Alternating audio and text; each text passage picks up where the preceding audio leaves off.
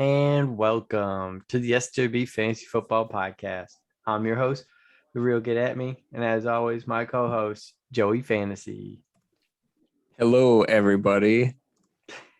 And this week's guest, the 2019 champion, Nikki the Cat, November. Glad to be here. Ready to talk some fantasy football. Thanks Talk for about joining this us. second ring we're about to get. All right, so this is the first in-season podcast. I know it's going on to week 5 here, but as you saw tonight, everybody's just so busy. Like some of us have kids and wives and jobs, and then some of us just need to finish our TV show, so we don't always get on when we want to get on. So I understand there's priorities, there's levels of things that need to be done before the podcast. Some of us are putting our 2-year-olds to bed, and some of us just want to go watch TV. What show are you gonna put on, Joe? I've been watching The U. Somebody recommended it. I don't know if you watched it, Nick, from Netflix. The U. No, I'm not Or familiar. it's not The U, it's just You. You. Well, YOU. for all our listeners out there, our host is a mirror image of the main character. So you should watch it. He's a crazy stalker. It is a very good show. If you guys are looking to watch a good show. We saw a nice Jewish family play at pickleball the other day, and they were had their kids on the playground, and the father looked just like you, Dom. I think Chase brought it up, or maybe it was Ammo. Like, every guy with a beard and receding hairline just looks like me. Yeah. So he had glasses. Me and Joe could be brothers. All right, well, let's jump in it, man. Anyways, let's jump into some fantasy. All right, let's start with the hottest team in the league. Let's talk Chase McKeown. Yeah. I vastly disappointed because I can't roast Chase right now. He's got the team, at least on paper. Yeah, I think so too. I mean, like I said in write-up from last week, I think we all kind of agreed Chase won the draft, and his team seems to have been showing off for 4 weeks. I can't tell you. Won the draft. Was it? Maybe. No, that's the his brother-in-law? Which one is it, Dom? Taylor's brother.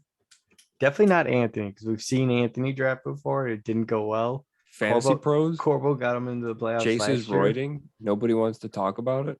Joe gave him his login. For Fantasy Pros? He must have. He knew all of our moves. I'll tell you what, it seems to be working for him. I was ready to put somebody through a window when Saquon scored that 55-yard touchdown, and then of course he doubles down in overtime. So it screwed me this week. But props to Chase, put together a team. Yeah. Now, why don't we jump to the opposite spectrum here and go to the 0-4 Mike Kiefer, the run ham. Run. It's kind of a weird way to be 0-4.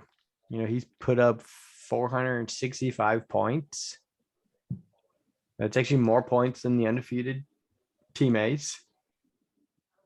But it looks like he's had over 500 points scored against him, which only one other team's had done to him, and that's Robbie. So I think this is a prime example of why we're having those discussions, all those discussions in the offseason about what's last place and how are we going to determine this. Because I think we saw it with Bob's team the 1 year and Dean's team. And this is, I know it's only 4 weeks, but on paper, Kiefer's team is good. I'm not going to say it's bad. It's good, But 0-4 is a hard road. I think it's still early for Michael. It's 0-4. Yes, it's not where you want to be. But his team is stacked. It's a nice team. If you're on the ESPN app right now and scroll all the way to the right side and see playoff percentages, he's still projected to make the playoffs over 4 guys per ESPN's report as far as playoff percentages. And he's actually ahead of the real Get At Me, who's 2-2 right now, who has a 48%. But winners win matches. It's a matter of time before he puts some wins together. He's got to put a lot. Because 4 losses. A lot. It's a longer season. There's 14 games. He loses 4 more. He needs to more. win 7 games. If he loses 4 more, he might as well just kick it up. It's going to be hard for him to lose 4 more I don't know. with his You saw how lineup. you saw how easy it was for him to lose 4. Well, I'll go on the record and say it. Sorry, Ammo. Kiefer gets his first win, and it's the over/under on the win is 15, as far as the margin of victory, and it's going to be over 15. And this is a recording, and you heard it here first. He's gonna Mike gets his He's gonna first call win. you Monday morning and let you know. That's fine. Ammo did a great job this weekend. I mean, I don't even think he watched the game last night. I mean, that's how confident he was going against a depleted, the real get at me squad. So I mean, that's it. So that's a hot take. So I'm assuming I didn't look at the schedule, but they the play projections. Yeah, Ammo plays Kiefer this week. For this week, yeah, right. So look at Ammo's Kiefer, matchups. That's unfortunate. Ammo 3-1. I didn't. I'm gonna have to take a look. It's still on. I gotta move it, but yeah, go ahead, Dom. What are the projections here? The projections got Kiefer by 3.5. I think it's a landslide this weekend, and I think it's in favor of Kiefer. And it's because there's some tough matches for Ammo's starting squad. I'm gonna have to pull it up and look at some of that, but that's it. I mean, that's a good take. The Ammo's 3-1, 0-4, but I mean, I guess it kind of fits the narrative the whole time. Is Kiefer's not as bad as we say, whereas his record is. So, man, game of the week. He's got to be averaging 115 a week. I mean, he's putting up points. He's not having bad weeks. All right. Yeah. Let's hit on one more team. Nick, let's talk about your team.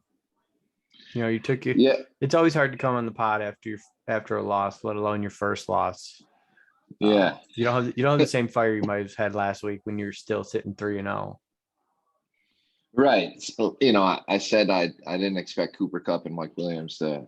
I expect them to still stay strong, but not to. I knew they'd take a step back eventually. I didn't think it'd be a 1 catch for 11-yard game out of Mike Williams. Mm-hmm.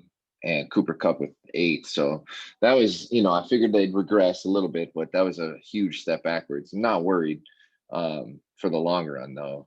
Edwards-Helaire still is my biggest concern on my team personally. He's good. He's bad. He's good. I don't know how he's going to be continued to be used in the offense. So that's what's really is my biggest coin toss. Him and my bench. So, but I like my starters. Do you have any comment on Christian McCaffrey? I mean, dude, just what I see on Reddit and on different platforms, it sounds like he's going to be all right. So I'm sticking with him here. Hopefully it's not like last year where Matt Rule kind of dragged it along. He'll be back next week, the next week, next week. Same thing happened last year with Mixon. So Bob, look out with Mixon hurt. They're saying he's day to day, but day to day turns into week to week. Right. So that's my only concern with him is just the coach spitting BS. But I think he's going to be all right, especially with not putting him on IR. So, but yeah, I like my team. I just would like a little more running back depth. That's about it, though. I feel really good about the squad as long as no one gets hurt. What do you guys think? Say what you want about Nicky the Cat's team, about his receivers not being able to produce down the road or keep up with what they've started off to do. The dude's got nearly 200 more points than Dean after 5 weeks or 4 weeks. 4 weeks. Everybody knows the best owners score points. And he's got all the points right now. So all the points. He's doing something right. It's just early. We'll see how it shapes up. I seen McVay came out today talking about wanting to get Rob Woods, Bobby Trees more involved in the offense. So I still think Kupp and Stafford probably shower together. So I think we're going to be all right there. But he's going to start spreading the ball out a little bit more. So that's another upside for Bob. Yeah. Downside with Mixon, upside for Rob Woods. So okay, let's go talk some trades. So we've had 3 trades so far. Mine and Ross's was pretty minimal. Let's start there. AJ Green, Michael Pittman for Ronald Jones and Allen Robinson. So you tell me your thoughts on A-Rob. You decided to move him. He's been real poor this year so far. What do you think? I'd seen enough out of the Chicago quarterback decisions to know that as good as the player Allen Robinson is, it's not that he isn't considered quarterback proof, like some would say DeAndre Hopkins or Terry McLaurin are, but Right. he's just not getting the opportunities, at least in like the two guys I mentioned, at least in their case, their quarterbacks knew if all else fails, throw to that guy, where it seems like Dalton and Fields are like, if all else fails, I'm either going to take the sack or they throw it to Darnell Mooney or something like that. So he's just without the hyper targeted, the talent doesn't matter if you're not seeing the ball. What do you think, Uncle Joe? You agree with that assessment? I would. I was really big on Michael Pittman. Dominic knows that. That's why I paid $15 for I him. was big on him because I told Joe. Whatever. We're not going to get into that. With that being said, Michael Pittman, when it matters, will be inside playing where it's warm in the playoffs, where Allen Robinson will be in Chicago, I'm sure, for 2 of the 3 games in the playoffs. I'm almost certain. Playing for nothing but last place. Having a rookie quarterback throwing to him.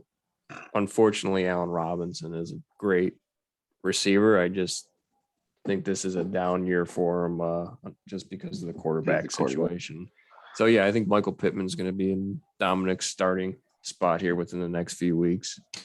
And the interesting part about that trade real quick is, Ross had offered originally AJ Green and Kenny Galladay. And I told him to throw in Pittman and he could pick which one of the other 2 he kept. And he kept Kenny G. Right. And honestly, I didn't mind that part because the stats are showing right now that the Cardinals are putting up 450 something yards a game, and the distribution of the air yards are pretty even between Hopkins, AJ Green, and even Christian Kirk and Rondell Moore's flash. So I guess, in the terms of take the high upside where the Giants can just be a shit show sometimes and no pieces of that offense will be valuable at certain times. Not that Kenny G is never valuable. It's just he's more likely to have an off game because Daniel Jones. Again, you're hooking with these wide receivers. You're attaching yourselves to the quarterbacks more than the players. Right. Yeah, I agree. I think it's pretty even. I'm excited to see how it works out, but I like your takes on it. Let's look at the bigger one, though, between Ross and Uncle Joey over here. What do you think about that, man? You got Cordell Patterson, Lamar, Marquise Brown, Mike Davis. Some pieces. What are you going to do next week? You want me to talk about my trade? Yeah. What my thought process was. So my thought process was real simple. It's a long year. There's an additional week. There's going to be injuries, especially with the running back position. I think, Nick, you mentioned in your first league note, there was an owner that was suffering injuries. And I've got to be up there with, if not the top leading owner with injuries, the second, between AJ Brown, now Montgomery last week. Everyone forgets I lost Gus Edwards before Sunday kickoff. Yeah. So we don't draft till week 4. Yeah, right.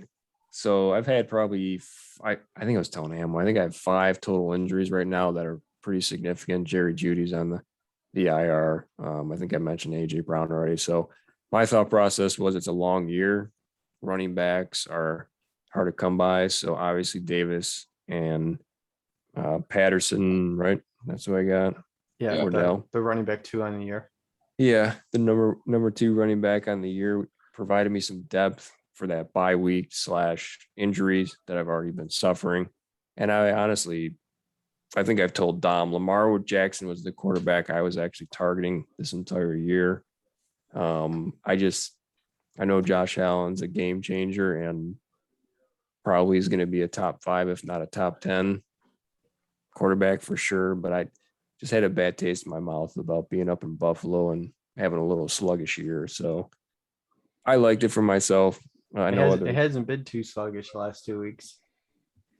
Well, the first 2 weeks weren't Yeah. all that great to talk about. Obviously week 3, 40 some points. I got the to reap the benefits of that. And last week, I think he only put up 20 points because they pulled him by the fourth quarter. But like I said, Well, I needed to build some more depth for a long season.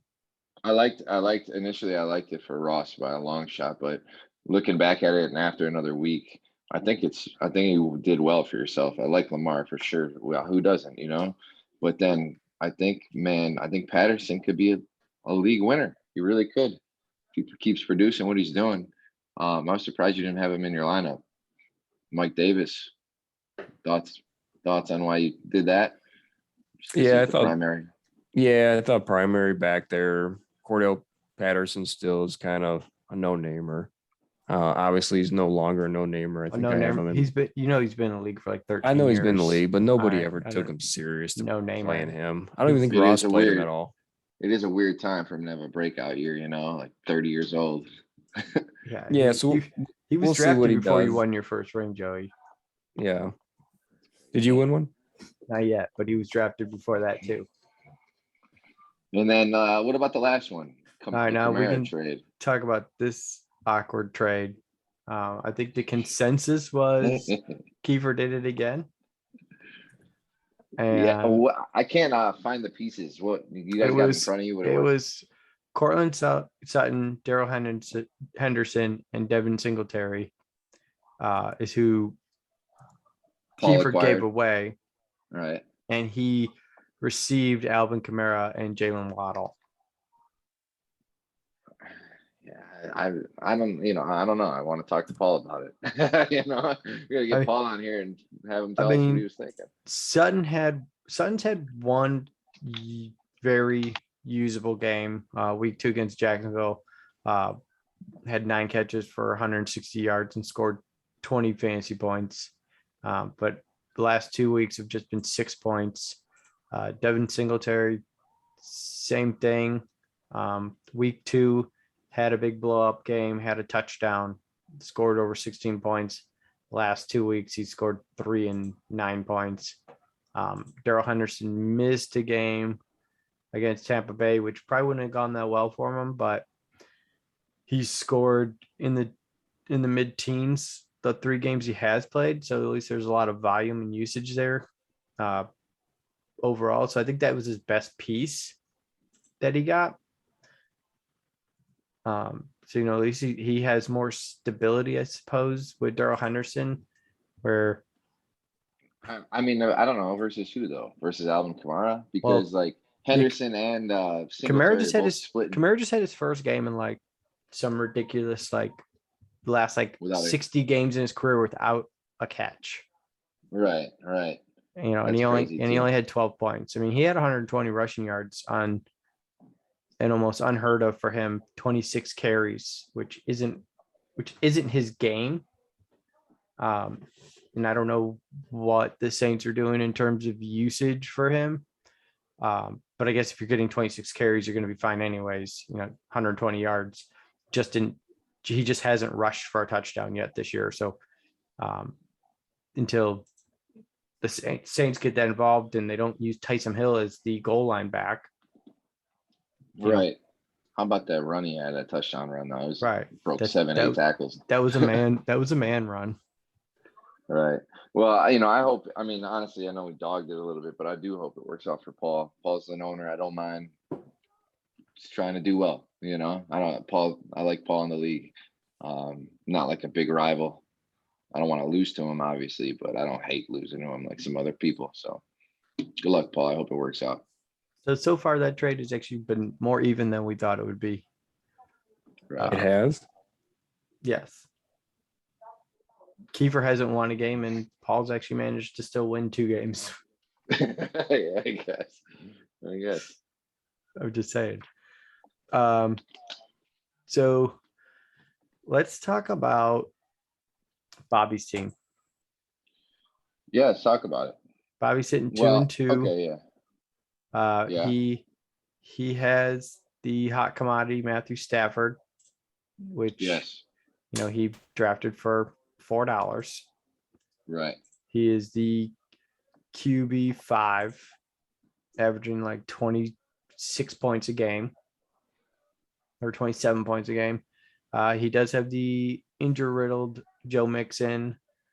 He's got Chase Yes. Edmonds, who's been almost hit or miss on some games. Terry McLaurin, who's produced, I think, 3 out of the 4 games so far, has put up really very usable numbers. I think I know he's 2 games in the 20s and 2 games in the single digits, so he's almost been hit or miss. Robert Woods, who's been non-existent up until Last week.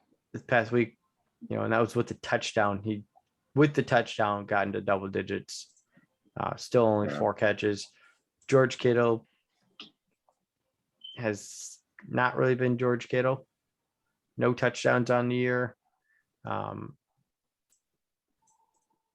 Only 1 double-digit game. Not what you expect out of a tight end you paid $34 for. But he's still tight end 11. But any given week, there's gonna be like 8 other tight ends not named Kelsey or Waller scoring more than 6 points a game. He had Raheem Mostert, so that probably went great for 2 carries where he averaged 20 yards a carry and then stopped playing. So yeah, give me your thoughts, Nick, on Bob's team here. Well, so there's Bob picked up Mixon, who I went into the draft knowing I'd stay away from that dude, and I'm glad I did. And this is the reason why he fools you every single year. Every single year he's hyped. Every single year he gets hurt. I hope he comes back sooner than he did last year, just for Bob's sake. I thought Edmonds was not going to be as efficient as he is. He's in double digits every game, so I think that's nice. We knew Terry was going to be solid going into the year.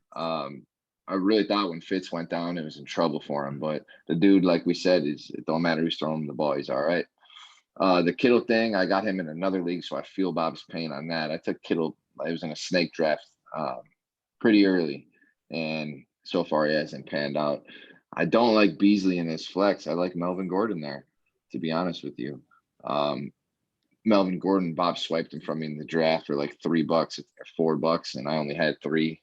I had all my money on him, and Bob took him. Yeah, and he said he needed the depth because of Mostert, and he was right. He did make that comment. And because of Mixon. Right, and because of Mixon. I mean, cheers. He had 2 starting quarterbacks that only played 4 games last year. Right, so cheers to him on that. And I just don't know. I mean, it's not a sexy team, not a lot of big names, but there's some efficient players on there, especially if Rob Woods turns around.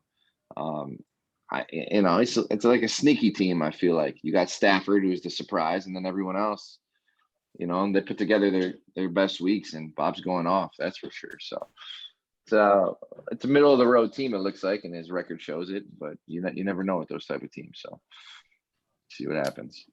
Yeah. All right. The one team. Well, go ahead. No, go. Go. Yeah. The one team I did want to talk about, it's my opponent this week, and it's Dave. And the reason being is I called Dave the day after the draft, and I told him, I said, Dave, I think you have the best team. After 24 hours after looking at everyone's team, I know Ace said with the hot hand, but I really thought Dave had the best team. And last week he turned it around, and I'd be honest, I'm not looking forward to this week. Coming off a loss, he's picking up. I thought he was the best team from the beginning. I'm not in love with playing him this week, especially with the things we've seen in the group chat recently with Nick Chubb and Kareem Hunt. Mm-hmm. But, I just think his team's well built. What do you guys think? Would you agree?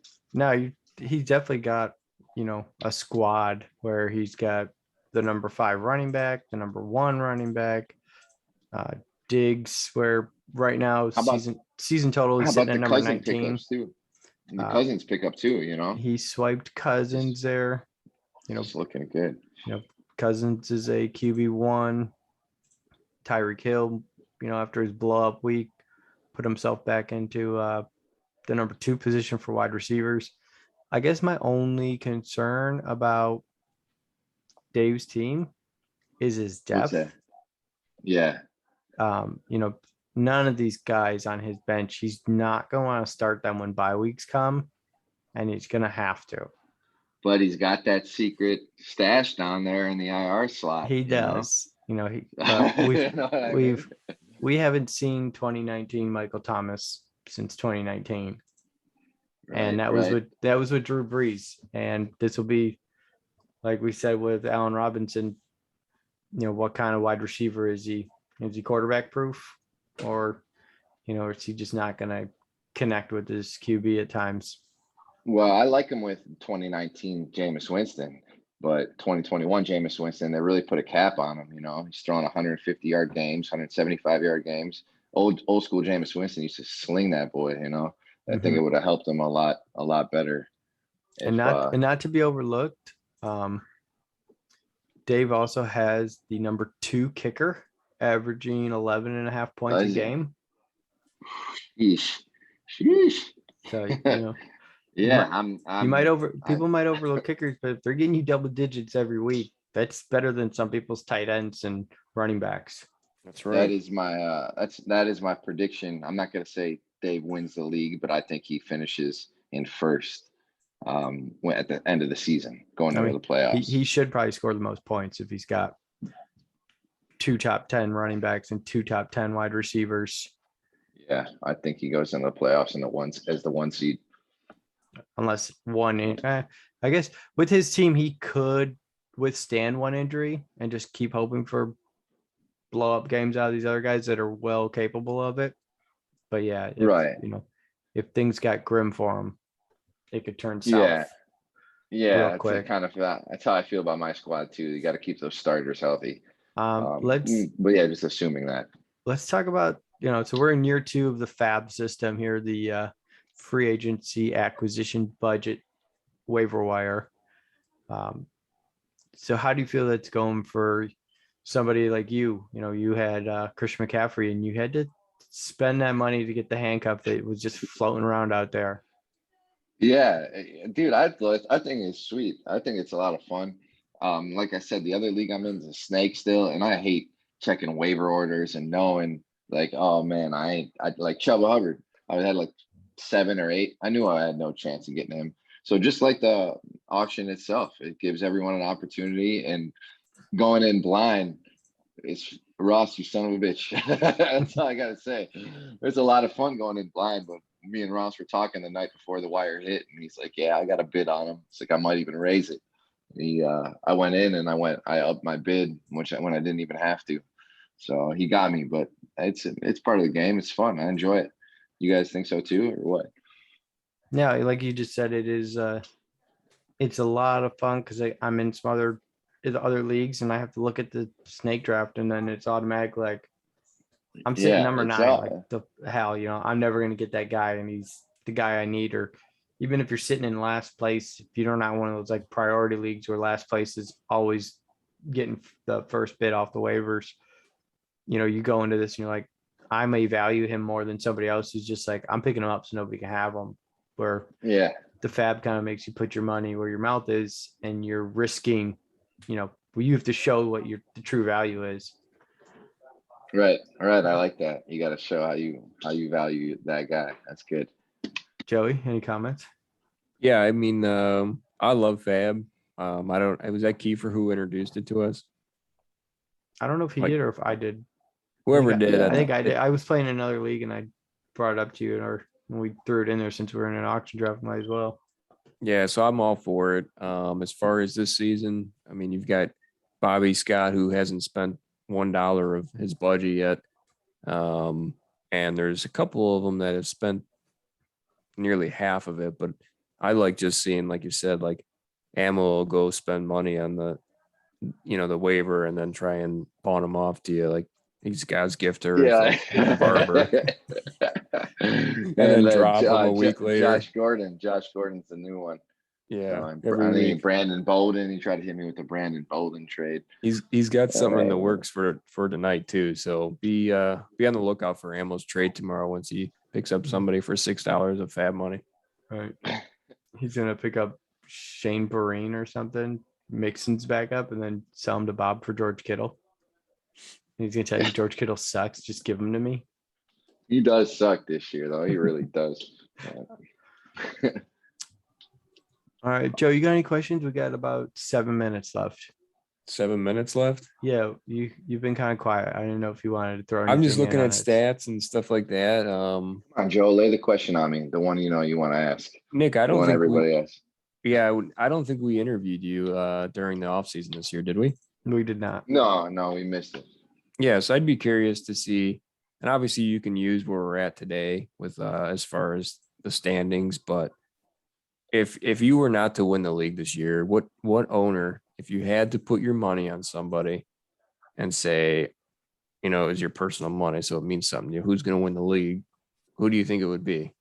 And you could use, like I said, the rosters right now. Yeah, I mean, yeah, and you know where we stand today, I'd put it on Dave. Like you know, we touched on it earlier. I think Dave's got the squad. I really do.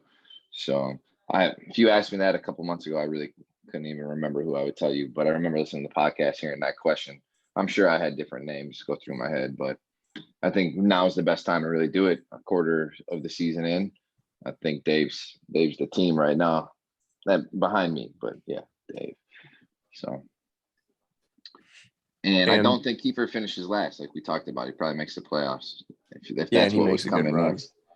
Yeah, I think Dean's got to do something to stay away from last. The injuries are killing him, but even with his healthy squad, I mean, I don't know. So who in the top 8 do you think falls out? So Kiefer makes it in there. I think it's between the 7 and 8 seed. I think Paul or Bob right now. Yeah, Paul or Bob. Let me see here. They get booted and Mike moves up. You know, I have the lowest. Yeah. I have the lowest playoff chances according to ESPN. Yeah, I mean, out of the top 8 guys. You know, Dom. Yeah, I hate to do it to you on your own podcast, but I think you're right in that mix as well right now. I could be if things don't start breaking my way. Yeah. All that time wasted in the offseason. But I'm a better owner than that, so I'll be all right. He'll find a way to get his 98-point wins. I'll find a way to jump on the back of my MVP quarterback, and he'll start scoring 45 points a game. It won't matter. Let's not finish this with Dom. It's not about me. It's not about him. It never was. Let's finish it talking with, and I'm surprised no one's even brought this up. Rossi 2 rings, your champion. Your 2-time champion, your last year champion. What do you mean? I've been bringing this up a whole offseason. This is exactly what I expected out of Ross this year. I'm saying tonight. Nobody. You're talking about Paul's team. Dave's the next. Did you even look at Dave's quarterback, Kirk Cousins, his playoff schedule? He plays the 3 best defenses in the league. Dave ain't going. I didn't go that deep. Sorry, Dave. Get on the waiver wire. Find a quarterback. You got 10 weeks.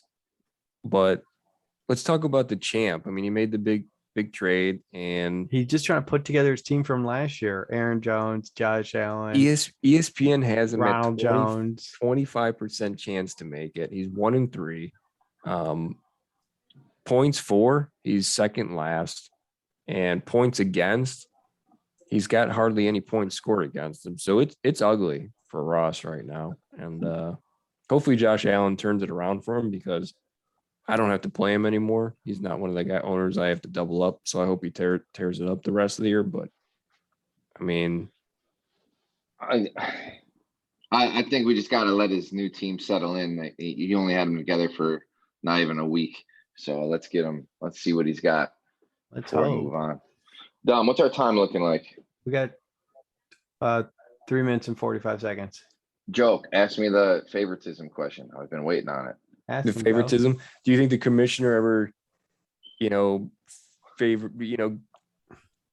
favoritizes any of specific owners? Has it ever came across your mind? I've been thinking about this answer for months now. This is truly what I think. I think you don't personally show favoritism.